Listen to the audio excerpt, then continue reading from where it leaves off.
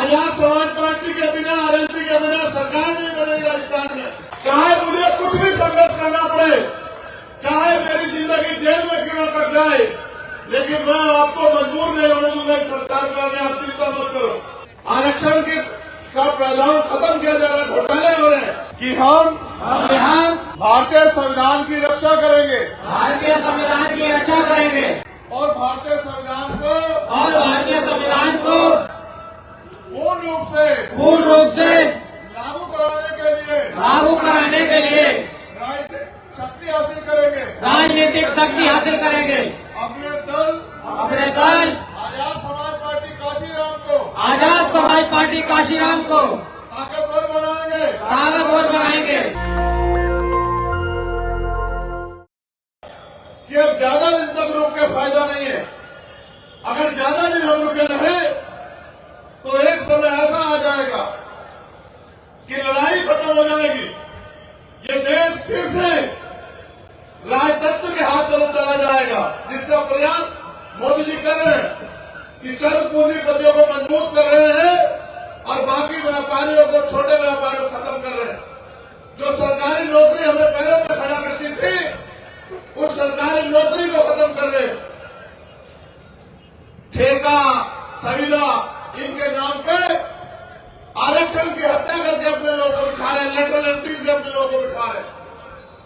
तब हमने इस काम को शुरू किया और आज आपके संघर्ष से देश भर में चर्चा है कि राजस्थान को 3 तारीख के जो परिणाम आ रहे हैं,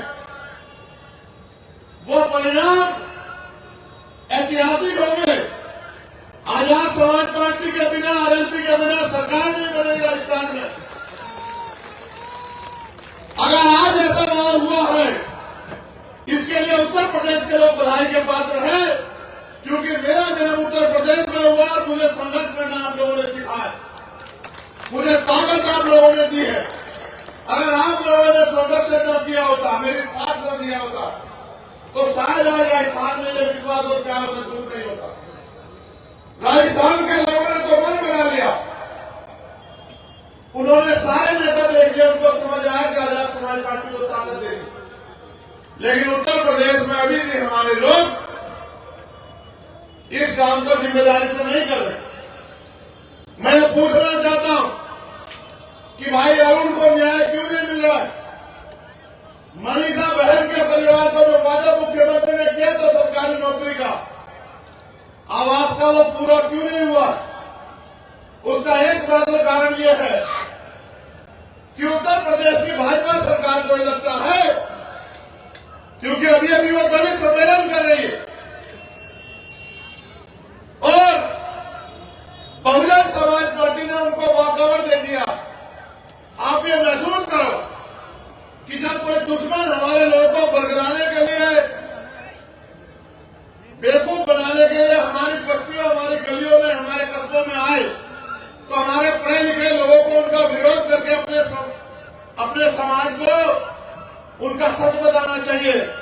लेकिन जब भारतीय जनता पार्टी ने अभी दलित सम्मेलन बुलाए, उसका एक जवाब बहुजन समाज पार्टी ने नहीं दिया। इसका मतलब उनके नेता ये तय कर चुके कि हम तो कमजोर हो ही रहे हैं, अब ये अगर समाज बाबा साहब अम्बेडकर का मिशन छोड़ के भाजपा की तरफ चला जाए तो हमें तकलीफ नहीं होनी चाहिए।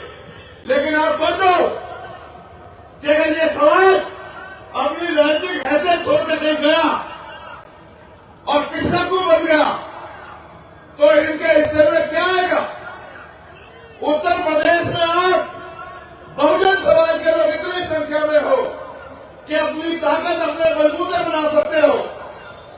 69,000 शिक्षक भर्ती हुई, 6800 घोटाला तो हुआ 20,000 पदों पर, लेकिन 6800 पद सरकार ने रिलीज किए।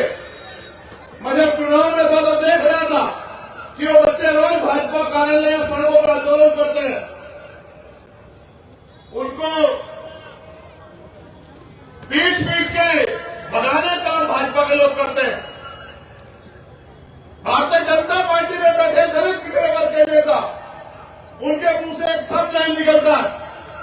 अगर आप इन पार्टियों में पिछड़कू बन जाओगे तो क्या ये आपको स्वाभिमान सम्मान का जीवन दे पाएंगे? अपने मन से सोचो। वो भी चाहते हैं कि आप उनके दलों में आ जाओ। उसका कारण है आपके पास वोट है, वो आपका प्यार नहीं करते। आपके पास बाबा साहब अम्बेडकर की चर्चा बच्चों कुर्बानी से मिला वोट, वो इस बात को जानते हैं कि इनके पास वोट है, में इनकी जरूरत है। लेकिन महसूस करो, जो भारतीय जनता पार्टी, कांग्रेस या किसी भी पार्टी में नेता है, समाजवादी पार्टी में भी जो लोग नेता है, वो अपने नेताओं को बाईपास करके क्या आपकी आवाज उठा सकते हैं? जब वो आपकी आवाज नहीं उठा सकते तो वो आपके अधिकारों की रक्षा कर सकते हैं क्या? 2 अप्रैल 2018 में आगरा के लोगों ने जो संघर्ष किया था, ऐतिहासिक था, वो इतिहास में लिखा गया। उसका कोई जवाब नहीं, आपको सहना भी पड़ा। सहना तब पड़ता है जब आपका नेता हाथ पीछे खींच रहे। 2 अप्रैल 2018 में आपने संघर्ष किया, जब 12 बजे तक बड़ी भीड़ जुटी, तब तक तो सब लोगों ने कहा हम भी शामिल हैं, हम भी शामिल हैं। लेकिन जब विरोधियों ने हमारे लोगों पर गोलियां चलाने का काम किया, लाठियां को पीटने का काम किया, तो जिन नेताओं के भरोसे आप लड़ रहे थे, उन्होंने कहा हमारा इस आंदोलन से कोई मतलब नहीं। भाजपा को ताकत दे दी कि ये नौजवान जो अपनी जान की बाजी लगा के समाज की लड़ाई लड़ रहे, उनको पीटो। और परिणाम ये हुआ कि हजारों लोग जेल गए और पुलिस ने जेल में पकड़े जाने के बाद इतनी लाठियों में पीटा मेरे भाइयों को, हजारों लोगों को राशुका लगी, तमाम तरह की मुसीबत का सामना करना पड़ा।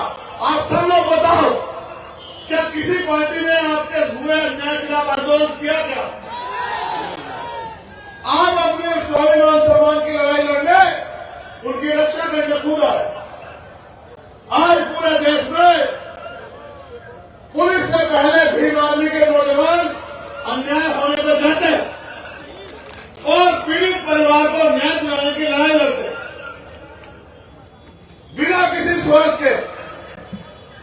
मैं आपसे वादा करता हूं कि आने वाले 1 साल के अंदर आपके 2 अप्रैल 2018 के मुकदमे वापिस करा कर दिखाऊंगा। आप मेरी बात को याद रखें। चाहे मुझे कुछ भी संघर्ष करना पड़े, चाहे मेरी जिंदगी जेल में क्यों न कट जाए, लेकिन मैं आपको मजबूर नहीं होने दूंगा सरकार का। आप चिंता मत करो। लेकिन आप भी सोचो मेरे साथियों, इस लोकतंत्र में जब तक आप अपनी राजनीतिक ताकत नहीं बनाओगे तो आपके साथ ये जुल्म जाति अन्याय अत्याचार होता है। आप इतनी बड़ी संख्या में यहां आए और यहां से आप कुछ सीख कर नहीं जाते और जाके उस काम को अमल में नहीं लाते, तो फिर ताकत कैसे बनेगी? ये लोकतंत्र है, संगठन में शक्ति है। अगर आप संगठन का काम बराबर नहीं करते, अपनी बूथ की कमेटियां, सेक्टर की कमेटियां, विधानसभा की कमेटी, जिले कमेटी और जो हमारे पार्टी के फ्रंटल संगठन है, उनकी कमेटियां नहीं बनाते, जिम्मेदारी नहीं उठाते, तो आपकी ताकत कैसे बनेगी? आप ये सोचो, आपकी पार्टी का संगठन कोई दूसरी पार्टी के लोग बनाएंगे क्या? अब जिन नौजवानों पर मुझे भरोसा है कि वो स्वाभिमान सम्मान की लड़ाई लड़ेंगे, वो हाथ में कैमरा लेके वीडियोग्राफर बनना चाहे, फोटोग्राफर बनना चाहे, तो आंदोलन कैसे कामयाब होगा? मैं आ जाऊं तो आ जाओ, और फिर जो जमीनी काम जिले में करना हो वो ना करो। मैं आ जाऊं तो बड़ी संख्या में नारे लगाओ और जाके अपने क्षेत्र में जिम्मेदारी न उठाओ, तो ताकत कैसे बनेगी? मैं भी देखता रहता हूं कौन काम कर रहा है और कौन मुझे सिर्फ चेहरा दिखाने के लिए आता है। मैं ये भी जानता हूं, हमारे अकाली दल के प्रदेश अध्यक्ष जी भी यहां बैठे और हमारे भंते जी भी और सीनियर लोग यहां बैठे। मैं ये भी जानता हूं कि आगरा के जो लोग हैं वो सक्षम लोग हैं, वो किसी कमजोर के साथ नहीं खड़े होते। 92 से पहले जब वो यहां चुनाव लड़ती थी, उनको 1000-1200 वोट मिलते। जब 92 में अलायंस हुआ तो आपके अंदर हिम्मत जागी और आपने ताकत बनाने का काम किया। स्वभाव जानता हूं अलीगढ़ के लोगों का, हाथरस कासगंज के लोगों का।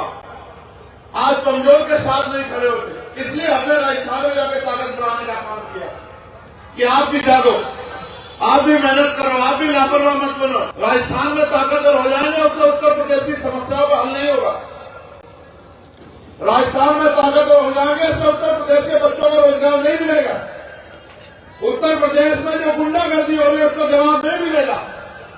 उत्तर प्रदेश में जो गरीबों की जमीन दबाई जा रही है, आरक्षण का प्रावधान खत्म किया जा रहा है, घोटाले हो रहे हैं, प्रमोशन में रिजर्वेशन नहीं है, उसका लाभ नहीं मिलेगा अगर राजस्थान में ताकतवर होंगे।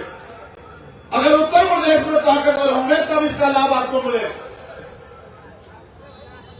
किसी भी संगठन की ताकत होती है उसके कार्यकर्ता, नेता नहीं होते। नेता तो कार्यकर्ताओं की मेहनत से बनता है, लेकिन अगर भीड़ अपना काम ना करे, अपनी जिम्मेदारी ना अदा करे तो कामयाबी नहीं मिल सकती है। मैं मंच पे भी जो हमारे नेता उनसे भी कहूंगा, अगर सच में कुछ बना के दिखाना है, ताकत अर्जित करनी, तो मेहनत करो, शकल दिखाने का काम मत करो। मैं आता हूं तो मंच पे आ जाते हो सब लोग, और फिर दोबारा तभी आते हो जब मैं आता हूं। उसके अलावा जो बुनियादी काम है, जा लगे गली गांव में जब संगठन बनाने का, अपनी जिम्मेदारी अदा करने का, वो नहीं करते। और फिर चुनाव में भी सोचते हो कि आपकी ताकत बन जाएगी, कैसे बन जाएगी ताकत? ये बैनर लगाने से ताकत नहीं बनेगी। ये राजधानी है आगरा, क्या हालात है इसमें आपको सोचना चाहिए। जब तक आप जाके अपनी बात नहीं समझाओगे, जब तक आप जाके अपनी बात लोगों तक नहीं पहुंचाओगे, तब तक लोग आपके साथ नहीं खड़े होंगे। लोग तो सीधे बच्चे हैं, उनको जो कह दिया जाता है वो उसी को मानने लग जाते हैं। वो क्या जाने कि किस तरह ध्यान हटेली करके भीमान में अगर समाज पार्टी लोग संघर्ष कर रहे हैं। और आज आपको हालात पता है क्या है? 2024 के बाद हो सकता है कि देश के संविधान को बदल दिया जाए। ये देश का संविधान है तो आपके लिए कुर्सियां हैं, आपके लिए मंच है, आप पे वोट देने का अधिकार है। इस देश का संविधान आया तो आप पे नौकरी, व्यापार करने का अवसर मिला आपको। इस देश का संविधान आया तो आपका सम्मान बढ़ा, आपको समानता का अधिकार मिला। आपको क्या लगता है उस संविधान की रक्षा कोई और करेगा क्या? उस संविधान को लागू कोई और करेगा क्या? आज संविधान दिवस है, हमारे लोगों ने संविधान का कितना मोल समझा। अगर ये संविधान नहीं है तो आपकी हैसियत क्या आपने कभी महसूस किया? अगर ये संविधान नहीं है तो महिला को क्या अधिकार है आपने कभी महसूस किया? एनसीआरबी का डाटा पढ़ो कि क्या हाल है उत्तर प्रदेश में। अपराधी खुलेआम घूम रहे हैं तुम्हारी वजह से। मुझे सरकार से कोई वो नहीं है शिकवा, क्योंकि मैं जानता हूं सरकार तो यही करेगी, जिनकी सरकार है उनका काम करेगी, आपका काम नहीं करेगी। आपको उनमें कभी कभी भाई अपने नजर आते हैं, आपकी जाति धर्म के लोग जो उन पार्टियों में कभी कभी आप उनके साथ जाना चाहते हो, लेकिन जब आपका जुर्म होता है आपको एहसास होता है आपकी लड़ाई लड़ने वाला कोई नहीं। इन्होंने लिखा है, भाई चंद्रशेखर जी, आप बहन बेटियों की रक्षा करने वाले और न्याय दिलवाने वाले भगवान हो। मेरे माता पिता का रो रो कर बुरा हाल है। मैं आपसे हाथ जोड़कर विनती और निवेदन करता हूं कि आप भी हमें न्याय दिला सकते हो। क्या करूं मैं? कैसे दिलाऊं न्याय? आप सोचो। जब तक आप अपना काम जिम्मेदारी से नहीं करो, जब तक आप ये जो टोपी आपने पहनी है, टोपी पहनाना मुझे बंद नहीं करोगे कि मेरे सामने मुंह दिखाए बात करो, काम करो, तब तक नहीं बनेगा। जिम्मेदारी जब तक नहीं उठाओगे, अपनी गली बस्तियों में जाओ और ये पूछो कि जब बाबा साहब ने कहा था कि नानी का बेटा राजा नहीं बनेगा, राजा वो बनेगा जो हकदार होगा, तो चंद्रशेखर आजाद में क्या करिए? अगर कुर्सी की कोई लालच होता तो अपना दल न बनाकर विचारधारा का आधारित सपनों, बाबा साहब के सपनों का। किसी भी पार्टी में मैं और चित्तौड़ साहब श्री जी किसी पार्टी में जाकर एमपी एमएलए बन जाते, लेकिन उन दलों से आपको न्याय नहीं मिला पाते, आपकी आवाज नहीं उठा पाते। इसलिए कब बनाया मैं अकेला कितनी मेहनत करूं वाले आप लोग मेहनत नहीं करो। मैं तो धन्यवाद दूंगा चित्तौड़ साहब का। कब आपके घरों तक आग लगे, आपके घरों तक आ जाए। मैं तो कह के थक चुका हूं और आगे भी उम्मीद करके आगे आया हूं कि आप जागोगे, आप अपनी ताकत बनाओगे, मेहनत करोगे, आप संघर्ष करोगे, आप दूसरी पार्टियों सीख लो। 10 साल पहले बनी आम आदमी पार्टी राष्ट्रीय पार्टी बन गई। 10 साल पहले आपकी वोटों में बन गई। आप सीख लो। उनके पास कुछ नहीं है, बेस वोट भी नहीं है। आप देखो कि आप कितने कमजोर बन गए उत्तर प्रदेश में। क्या आप अपनी राजनीतिक हैसियत मजबूत नहीं कर पा रहे हो? मैं तो इस लड़ाई को लड़ रहा आप सबके सहयोग से। मुझे ये भी नहीं पता कि कहां से कौन सी गोली इस बार मेरे सीने के पास जा रही, नहीं पता है मुझे। और यहां जो लोग खड़े हैं उत्तर प्रदेश में तो कई हत्या ऐसे हुई, मीडिया के रूप में चले और गोली मार के हत्या करके चले गए। और ये पता होने के बावजूद हमारे पुलिस के साथ ही वहां बैठते, देखो कुर्सी पर आराम से बैठे।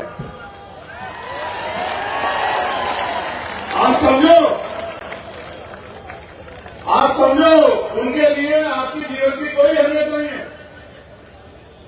आपको समझ आता है नहीं आता? ये तब तक पुलिस सरकार के होते तब तक अपने काम को जिम्मेदारी से नहीं करेंगे जब तक आप मुझे राजनीतिक ताकत नहीं दोगे। और जिस दिन आप मुझे राजनीतिक ताकत दे दोगे, ये आपके घरों के दफ्तरों के बाद सलाम करते दिखाई देंगे। आपको पूछना होता है।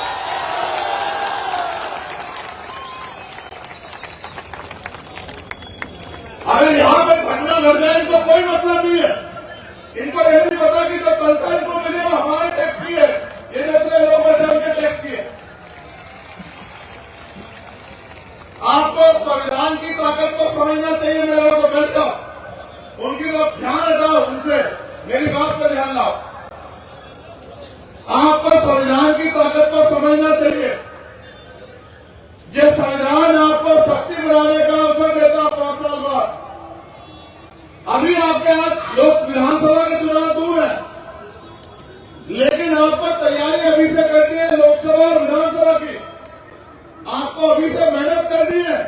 अगर आप चाहते हो आपकी राजनीतिक हैसियत बने, अगर आप चाहते हो अपने पैरों पर खड़े हो, अगर आप चाहते हो कि सरकारी नौकरियां बचे, अगर आप चाहते हो कि बहन बेटियों का सम्मान सुरक्षित रहे, अगर आप चाहते हो कि गरीब की बेटी की तरफ कोई आम उठा के न देखे, अगर आप चाहते हो कि आपके आने वाली पीढ़ियों को इस देश में स्वाभिमान सम्मान का जीवन मिले, अगर आप चाहते हो कि नौजवानों को रोजगार मिले, अगर आप चाहते हो किसान को उसकी फसल का दाम मिले, अगर आप चाहते हो कि मजदूर को न्यूनतम वेतन मिले, अगर आप चाहते हो कि कलम की ताकत हो मेरे पास, जिसकी बदौलत मैं अपने क्षेत्रों में बड़े बड़े रोजगार के अवसर पैदा करके गरीब लोगों के पैरों में खड़ा कर सकूं, बहन बेटियों को सुरक्षा का माहौल दे सकूं, तो आपको उत्तर प्रदेश में इस काम को शुरू करना पड़ेगा और रोज करना पड़ेगा। हर दिन 2-4 घंटे मेहनत करनी पड़ेगी अपनी राजनीतिक पार्टी को ताकत देने के लिए। आपको लापरवाही बंद करनी पड़ेगी। आप दूसरे नेताओं की तरह जो धर्म की राजनीति कर रहे हैं, आप कुर्ते डाल के नहीं घूम सकते हो।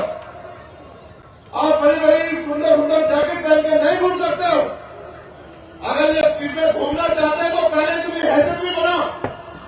उनका दिखावा मत करो। वो तो धरना सेठ है, उनके बड़े बड़े करोड़पति साथी है, आपका क्या साथी?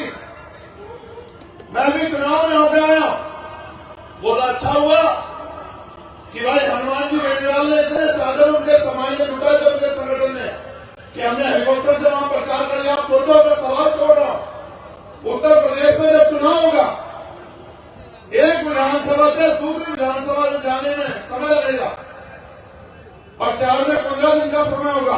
कैसे होगा प्रचार? ऐसा थोड़ा ही है।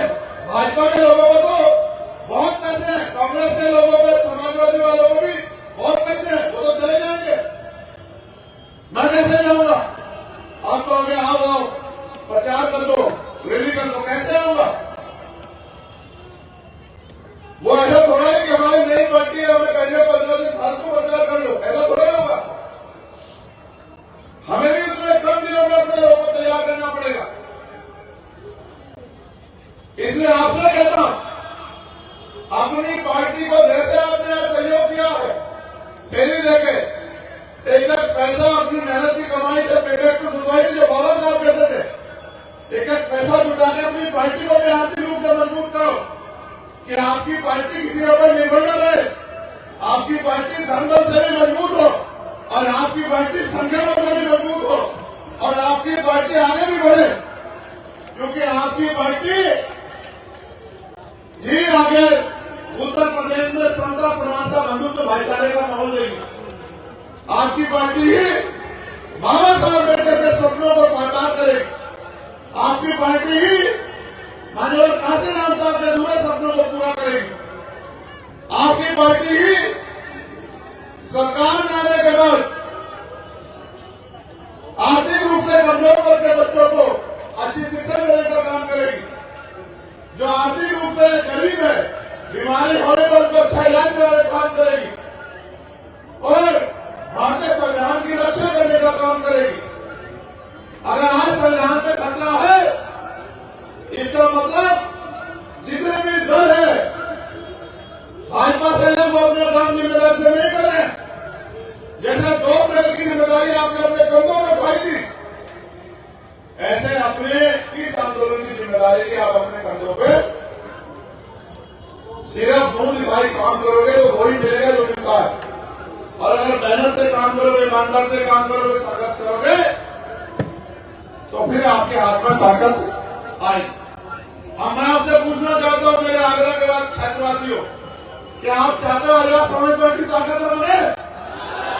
दोनों हाथ उठा के बताओ, कौन बनाएगा ताकतवर इसे? जब तक आप मेहनत नहीं करोगे, ताकतवर कैसे बनेगी बताओ? क्या एक जाति एक धर्म से बन जाएगी? तो बहुजन समाज बनाओ। पाल, प्रजापति, कश्यप, जाट, गुर्जर, सैनी, निषाद, कुर्मी, यादव, मुसलमान, जैन, सिख, बौद्ध, ईसाई, सब भाइयों को इकट्ठा करो। दलितों की जो सब जातियां, वाल्मीकि, पासी, धोबी, कोली, पटेल, सबको इकट्ठा करो। जो बहुजन समाज है उन सबको इकट्ठा करके भाईचारा बनाओ, भाईचारा कमेटी बनाओ, सम्मान से करो और सदस्यता अभियान चलाओ। गली गली में, गांव गांव में सदस्यता अभियान चलाओ और ताकतवर बनो, लोगों को जोड़ो। और जब संख्या में तैयार हो जाए तो अपने बीच के व्यक्ति को जिता के विधानसभा भेजो, तब आपकी ताकत बढ़ेगी। इस बार आप आगरा पे संकल्प ले लो कि उत्तर प्रदेश से भी आपको हर हाथ में अपने लोगों को लोकसभा, विधानसभा भेजना ही भेजना है। उसके लिए आप जो संगठन के लोग हैं उनको आज से लग जाना है, अपने बूथ सेक्टर तैयार करना है, विधानसभा कमेटी जरूर करनी है और वंचित वर्ग की सभी जातियों को इकट्ठा करके उनको संगठन में जिम्मेदारी देके उनके समाज को भी जोड़ के सम्मान को ख्याल रखते, अधिकार का ख्याल रखते, उनको भी भाईचारा पैदा करके आगे बढ़ाना। जब आप ये काम करोगे तब आजाद समाज पार्टी मजबूत होगी और जब आजाद समाज पार्टी मजबूत होगी तो आप लोग मजबूत होंगे। इसलिए मैं अपनी बात को समाप्त करते हुए अभी भारतीय संविधान की प्रस्तावना यहां से पढ़ूंगा। मेरे साथ हो रही है। हम भारत के लोग भारत को एक संपूर्ण, प्रभुत्व संपन्न, समाजवादी, पंथ निरपेक्ष लोकतंत्रात्मक गणराज्य बनाने के लिए तथा उसके समस्त नागरिकों को सामाजिक आर्थिक और राजनीतिक न्याय विचार अभिव्यक्ति विश्वास धर्म और उपासना की स्वतंत्रता प्रतिष्ठा और अवसर की समता प्राप्त करने के लिए तथा उन सब में व्यक्ति की गरिमा और राष्ट्र की एकता और अखंडता सुनिश्चित करने वाली बंधुता बढ़ाने के लिए दृढ़ संकल्प होकर अपनी संविधान सभा में आज तारीख 26 नवंबर 1949 आज 26 नवंबर 2023 को इक़्तिदार द्वारा इस संविधान को अंगीकार अधिनियमित और आत्मर्पित करते हैं। अब आप मेरे साथ संकल्प लो कि हम भारतीय संविधान की रक्षा करेंगे और भारतीय संविधान को पूर्ण रूप से लागू कराने के लिए राजनीतिक शक्ति हासिल करेंगे। अपने दल आजाद समाज पार्टी काशीराम को ताकतवर बनाएंगे, शक्तिशाली बनाएंगे और डॉक्टर बाबा साहब अम्बेडकर एवं मान्यवर काशीराम जी के अधूरे सपने को पूरा करने का काम करेंगे। और जब तक उनके सपने पूरे नहीं होते हम चैन से नहीं बैठेंगे। नेशनल दस्तक की आपसे गुजारिश है कि अगर इसको बचाना चाहते हैं तो नेशनल दस्तक को सब्सक्राइब करने के लिए रेड कलर के सब्सक्राइब बटन को दबाएं, फिर बेल आइकन की घंटी दबाएं। नेशनल दस्तक को बचाने के लिए बहुत जरूरी है कि हर खबर को शेयर करें, लाइक करें, कमेंट जरूर करें।